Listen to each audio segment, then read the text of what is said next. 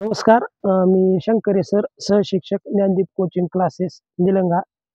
अ, हा व्हिडिओ बनवण्याचा उद्देश इतकाच आहे, की आज रविवार असून आज आठवडी सराव परीक्षेचा दिवस आहे.